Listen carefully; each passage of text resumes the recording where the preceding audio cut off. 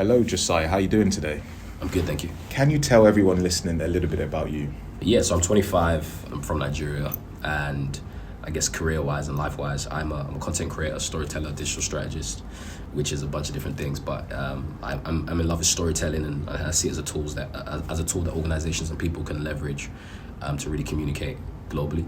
So yeah, that's my gift. That's what I do in many different ways. Yeah, thank you. You know, just from hearing you describe what you do, it sounds very much like you work on like a consultant basis of being an individual, and you go into spaces rather than having one set place you might spend a lot of time in. Yeah, definitely. So a lot of the rooms I walk into are usually dictated based on the expectation that I have value already offered. So that's a slightly different interaction to maybe when I was younger and I actually worked for someone in a specific environment. So I've definitely noticed a difference, and it's actually one of the reasons that I very much took the entrepreneurial route, because I really wanted to avoid the microaggressions that I experience in my day-to-day life. And so I channeled that into business. Okay. And can you give me sort of just an overview on some of the types of microaggressions you may have experienced? Yeah, as a young black man, and I'm 6'3", so generally speaking, it's the little things like somebody clutching a bag, like in a lift, which doesn't even make sense. We were in a lift, or someone feeling startled as suddenly as they turn, or you might be wearing something like when my hair. Like even recently when my hair's down, I notice people interact with me a little bit differently. So I tend to usually show my face fully to try to make myself more approachable. I try to lighten my voice so I don't sound too aggressive. So there's lots of different things I've experienced. It's hard to kind of put it into one thing, but I think it's the overall general sense of feeling like people wouldn't really interact with me if I was to just walk up to them on the street. I have to kind of have some obvious give. Yeah. So. No, that is really fascinating.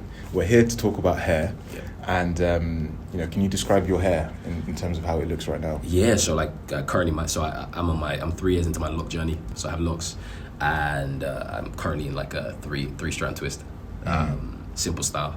It's kind of messy right now, need a retwist, but yeah. So that's my hair right now. It's an interesting story why I started to grow it. It's majorly because I think being a content creator, and so I pioneered the YouTube space for black male vloggers in the UK.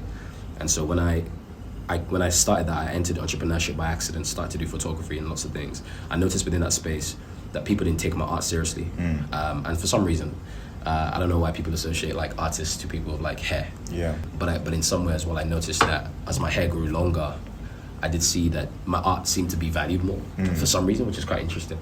But anyways, I got to a point where I was in so many different rooms and I felt this urge not to like cut my hair anymore, but I had to find a style that was suitable, because at the time I was consulting like the EYs and different organizations. So I needed a neat version of hair because I wanted to veer off from the image of what was usually out there. Yeah. And so that's why I started my hair journey, and it's been an incredible, I guess it's very incredible journey to say the least. I think, so in my craft as a photographer, I get to work with a bunch of people who don't necessarily feel beautiful, but we get to create beautiful work. And a process that I usually go with them is for them to close their eyes, and I speak to them, and I tell them to imagine what they see, and usually that's when I get the best shot, when they pop their eyes open. Yeah. And so I would say to anybody that's listening to this or kind of interacting with this is, if you ever find yourself in a space where you don't feel beautiful, if you don't feel rooted in your identity, I'll tell you to close your eyes and picture what you want to see. When you open your eyes, I believe the world will see it. And that's something I do as well. I take a moment when I don't feel like I'm amazing, or I don't feel like I'm great. If I'm in a space I don't feel like I'm qualified to, I close my eyes for a minute, because that helps me realize actually every single person in here is just figuring out just as I am. There's nobody greater than me in this place, in this moment, because I can only give what I know. And so I'll tell people I think it's an important conversation to be rooted. But yeah, always be conscious that who you are is all that you can be. There's nothing outside of that. So if everybody's trying to be like everybody else, then I'm sure that everybody else is taken. Yeah. It's much better to try to be yourself.